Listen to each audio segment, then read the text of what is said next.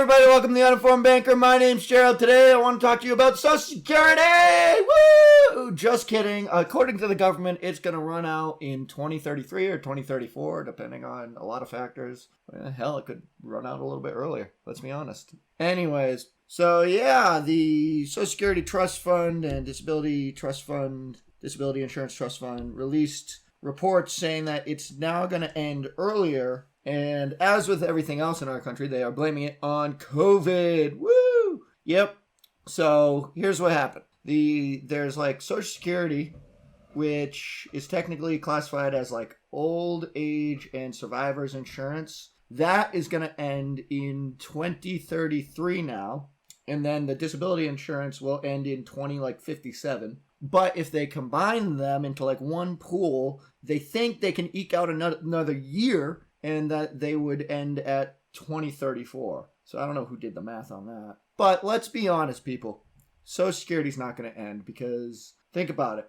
Who are the people that is like the largest voting bloc in America? Retirees. Retirees are like one of the most active voting blocs, I think, until this past year when like more young people started to vote. But let's be honest, young people, we don't have a good attention span, so we're going to forget the next time, and it's not going to matter. But they know that if Social Security gets cut, they're going to be bounced out of office faster than...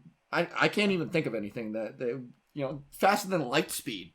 There will be riots in the streets, just a bunch of old people with walkers going, hell no, we won't go, fund the Social Security, yeah! And it'll be anarchy, Hips will be popping out, it'll be bad.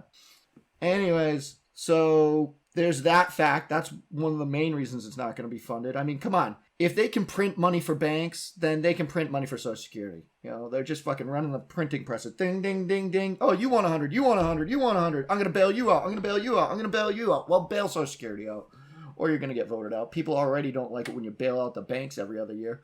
So there's also been other suggestions on how to fund Social Security. Now, I say suggestions because whoever thought these up didn't think when they said them. Now, I normally don't think before I say stuff. Actually, that's how I prefer to go through life, because that way everything I say is a surprise to you and to me. It keeps things exciting. But this guy, anyways, I'll get to what he said. He said that, if we just tax some of the billionaires, then Social Security would be funded for the next 100 years. Well, yeah, if you could get the money from them, but you can't. Want to know why? Because they're either smarter than you, or they can pay people that are really smarter than you. They can pay like the Bernie Madoffs, the slick guys, to hide their money in like the Turks and Caicos or in Panama or I don't know where, but I don't know, under the bed. But they can pay people to hide their money and do it legally. Literally, in Bermuda, if you have $10 million and you keep it in the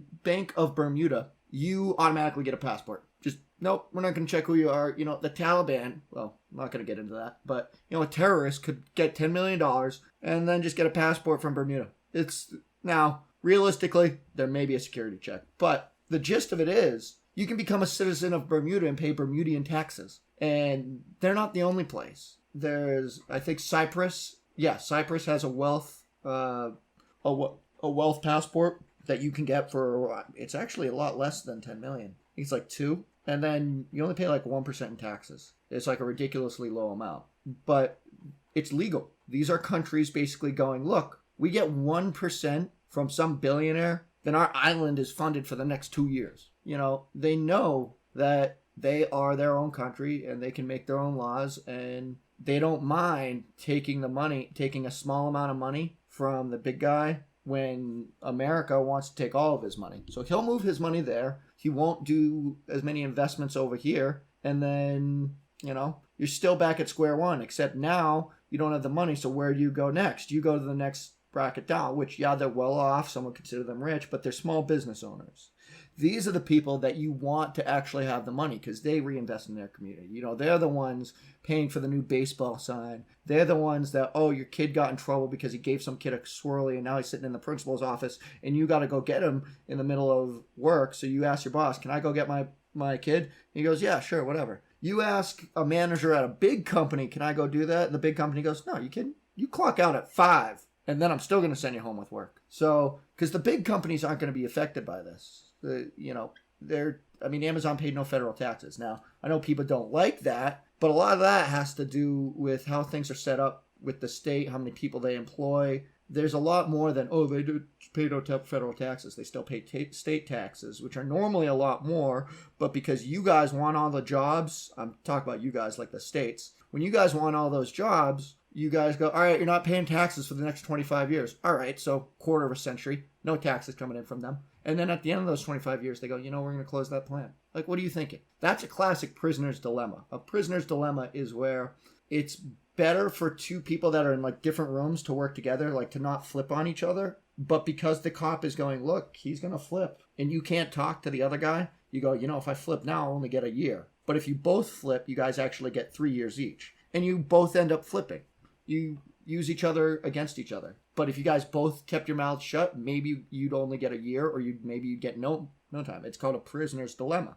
Because by acting in your own self-interest, like through your lens of view, you think, he's definitely going to flip, so I need to flip before him. So you actually cause harm to yourself, where if you acted for like the greater good of you two and you go, no, I'm not saying anything, I'm not flipping on him, then you would actually get less time. So that is the whole thing behind a prisoner's dilemma. So if these states weren't competing to have these factories built and offering up these gimmicks, then it would be better. Like, I don't know, every state needs to get together and agree not to do that. But anytime you do that, one could just break the rule, because it's a law, and there's 8,001 ways around a law. Let's be honest. You can't kill anyone unless it's in self-defense or it's an accident, or, there's 8,000 different ways to get around the law. Now, they can be difficult, but if you pay a lawyer well enough, then you can get away with it. Now, who is that guy? The football player who I think killed his wife. No, she fell on the knife. If the glove does not fit, you must acquit. That whole thing. You pay a Kardashian lawyer well enough, you'll get off. There's a joke there, but I'm not going to get into that. Anyways, so the only people that would end up being hurt would be the small to medium-sized businesses who, they're affluent, but they don't have like 10 million to just toss down on a passport, stuff like that. And then their small businesses are going to get crushed. And then you're only going to have these large firms that, are beholden to the stock market and go, you know what, we're not going to raise pay for the next 20 years. And do you really want a society where there's no real free enterprise? It's only the big old boys, and they just keep getting bigger. And then you crush all these mom and pops that like the pandemic did. No, you don't want that. It would be very drab. It would be really sad. I mean, it's already kind of sad with Amazon, let's be honest. It used to be Walmart. You'd see a Walmart everywhere. Now it's just you see Amazon trucks. They leave the factories at like a fleet of ants just dun, dun, dun, dun, dun, dun, as they come out the chutes. Oh, I really hope they play that music as they're like shooting out of the chutes. Just dun, dun, thousands of Amazon Prime trucks just walking out. And they do that. You see them all the time. And yeah. So you don't want that. You want these small to medium-sized businesses, with the boss that actually cares about his employees. And, when you ask for the raise, he'll either go yes, or if times have been tight, he goes, no, but you can take a little bit more time off. I'll try and give you a good Christmas bonus, but, it's been the pandemic. Things have been really rough. You want those people. You want those people to be doing well, because those are the people who take the risk, who are creative, who are working hard and contributing to society. They're not dodging the taxes. They're going, oh my God, we're paying all these taxes. They're, maybe they dodge them a little bit, but they pay their taxes. They're not the guys who go, let me get on my private jet, fly to Cyprus and deposit my big bag of money. They don't have ex-Navy SEALs as security. They don't pull up in a Bentley.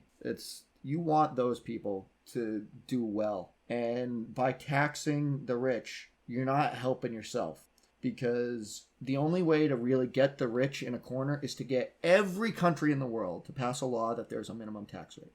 And think about how hard it is to get a law passed through Congress, and then multiply that by over 320, because you got to do it in every country. Because if one country doesn't, well, then they get all the billionaires. Some small island like Cyprus. Say everyone in the world did it except for one island like Cyprus, who's like, look, you drop down $10 million, we'll give you a passport, and you only pay 1% tax.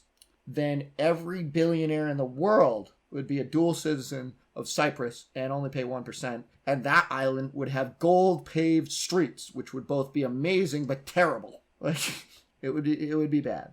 So it's just not feasible to do that. What you want to do is you want to encourage the elite, the billionaires, and I mean, probably in my lifetime we'll see a trillionaire. You want to see those people, you want to encourage them to spend it. Buy that extra house so the realtor gets a nice commission, and then that realtor buys something, and then, that buys a jet ski that keeps a motor marine store, going, and stuff like that. Actually, have them buy all the jet skis you want, because those things break down every other week, and that'll keep marine auto mechanics going. That'll keep marine auto stores going. It'll make ski do very well. So yeah, just do like an incentive to buy jet skis. That's my plan to fix the tax thing. You get a tax break if you buy every jet ski you buy. You get a tax break, because those things are going to fund the economy for the next 3 years, and then they'll end up in a landfill. Someone needs to make a biodegradable jet ski that you have to paint like every year, so that way it doesn't degrade in the water. Because there's going to be someone out there that just won't paint it one year. Oh, it'll be fine. And then you'll see them like riding by as his jet ski gets smaller and smaller and smaller. And then, sorry, that was a little bit of a tangent. But yeah, you want things that encourage them to spend their money, not hoard it. You want have, I guess, a small business investment tax break. So it encourages them to invest in like venture capital and seed funding and private equity, because those are actually what create the best companies in America. And that's also why America is a hub of business and entrepreneurship, because we have one of the highest expenditures on that type of investment in the world. I think we're followed by the UK. It's just, we do it. It's a huge business. It's also kind of in the shadows. A lot of people don't know about it, but like Robinhood, they went public, but they were funded by private equity. SpaceX, Tesla, all private equity. PayPal, private equity. All these are private equity. All that means is you're buying like a stock, but you are not buying it on the stock market. It's private. It's a private sale, and there's a lot less regulation, but there are some regulations to it. And it brings together people that are experienced in business with people that have a great new creative idea, and that person with the creative idea has to convince you that they're a good person to invest in. And then you invest in them, they grow their business, they hire more people. But it's also a small business, so you're not getting that corporate, we got to make the shareholder happy type attitude. And so then you have more people working, you have them being paid more, which in turn feeds more into Social Security. It pays more into into the tax programs to help people get uplifted and help people do better, and it helps fund these Social Security nets, these social safety nets, that you need, because I am a firm believer that capitalism is the way forward. But capitalism, just like a good piece of steel, needs to be tempered by the coolness of a little bit of socialism. You can't have bankers running wild, because you've seen what happens with that. I mean, go back in history. Whenever bankers are left to just do their own thing, it does not go well for the world, because, we're greedy. We like money. That's why we're bankers. And so you can't just let them go. The whole financial crisis, we'll have kids working in factories again. It's not pretty. But anyways, I digress. You want I think that's the best way forward. Jet skis and a tax break on investments in private equity, seed funding, and venture capital. Because the more seed funding you do, the more that some guy with a crazy dream gets his dream funded, and maybe something great comes out of it.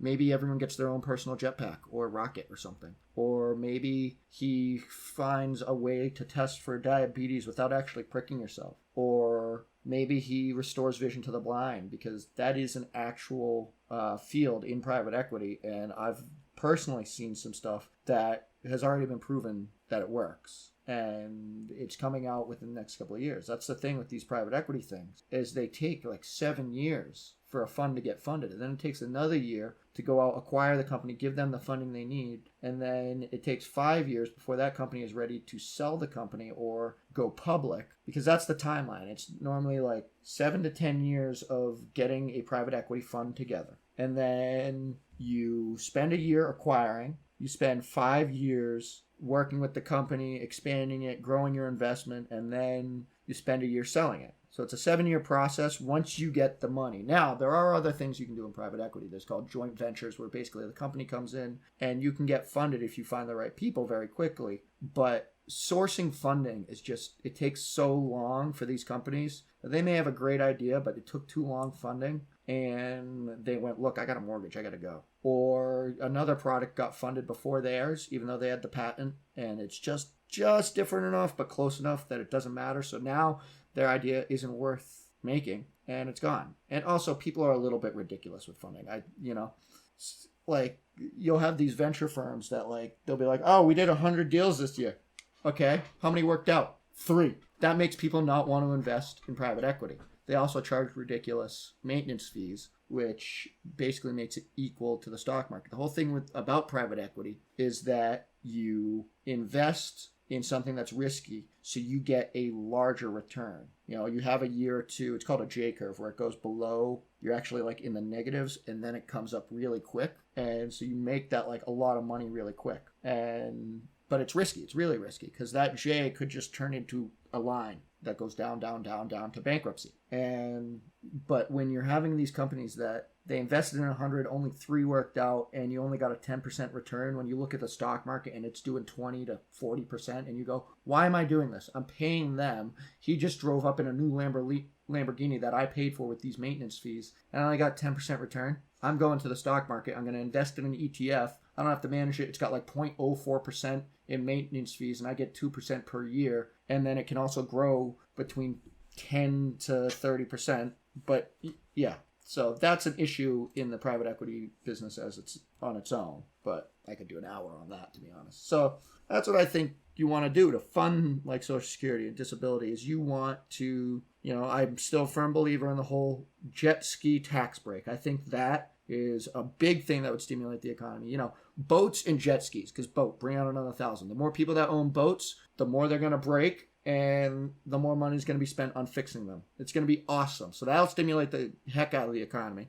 So you do that, and then you do a private equity / venture capital tax break. And now you got businesses being stimulated, because every time there's a small business, they're also buying from other small businesses.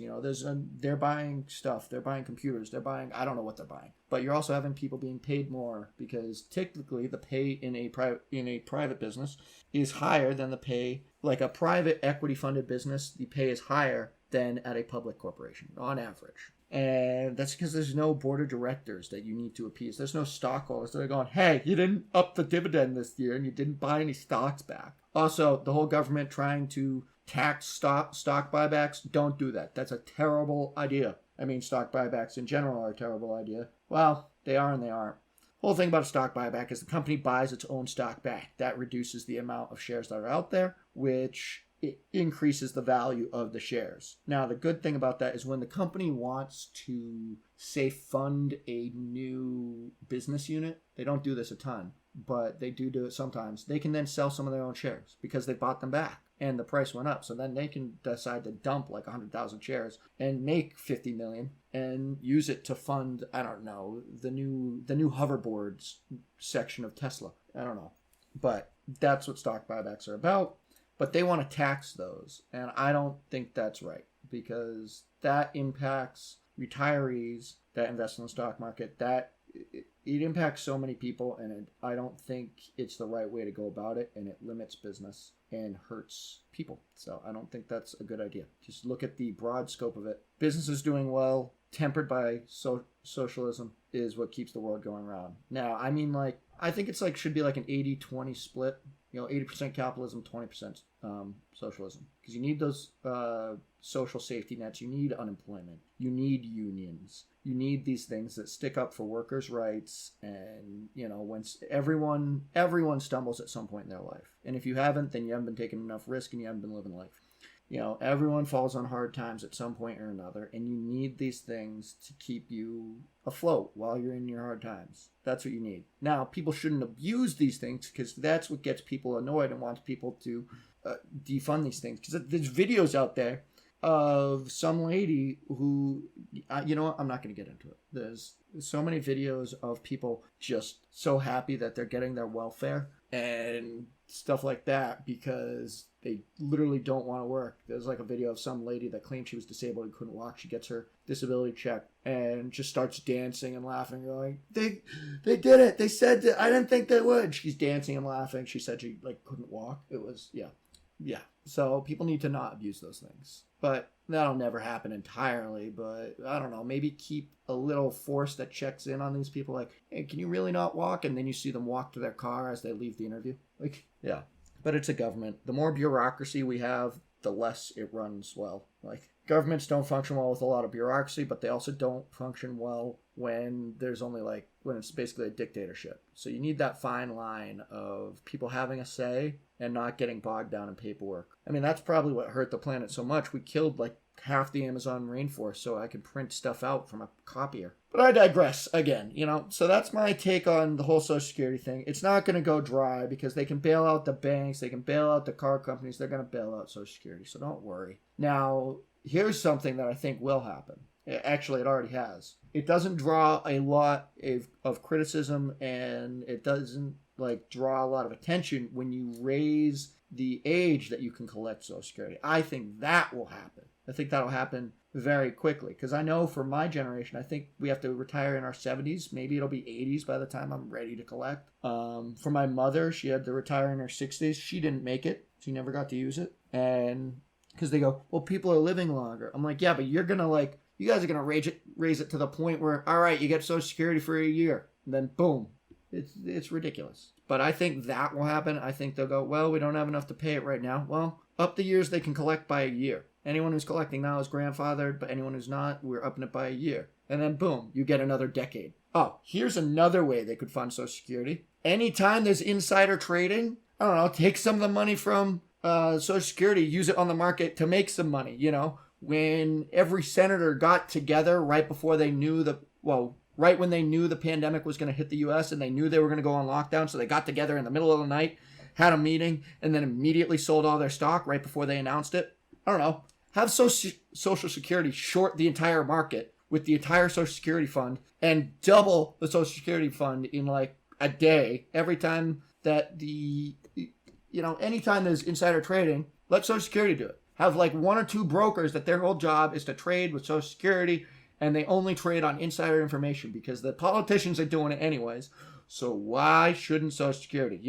Why shouldn't the money that we are paying into get grown the same way that Nancy Pelosi or Chuck Schumer or Mitch McConnell or I can't even think of the other people. Let me start again. So why shouldn't our money grow like Chuck Schumer, Nancy Pelosi, or Mitch McConnell? Why shouldn't our money grow like theirs? Because they're doing all that stuff. You don't think they're doing that? Yeah. So if they're insider trading, I think the American people should insider trade. Level the playing field. That way maybe our Social Security gets upped more than once every decade or something. The cost of living increases get fixed and stuff like that. Just let it a little bit of insider trading. We can probably double it in 3 years just on a normal market. Right now you can probably triple it in a year. I don't know. So that's my take. So jet ski / boat stimulus program, venture capital, private equity, seed funding stimulus program, and insider Social Security trading plan. What do you guys think? I think that's a great idea. Anyways, I want to thank you guys for listening. Be sure to like, subscribe, follow, do all those things. You can check me out on YouTube. You can check me out here. Feel free to send in any questions you got. The email is uninformedbanker@gmail.com. You can also go to our website at www.theuninformedbanker.com. I have not updated their website. I will get to that. I apologize. And yes, I made it myself. That's why it's not the greatest. Anyways, have a great weekend. It's the end of the weekend now. But either way, have a great Labor Day. Thanks for listening. Goodbye.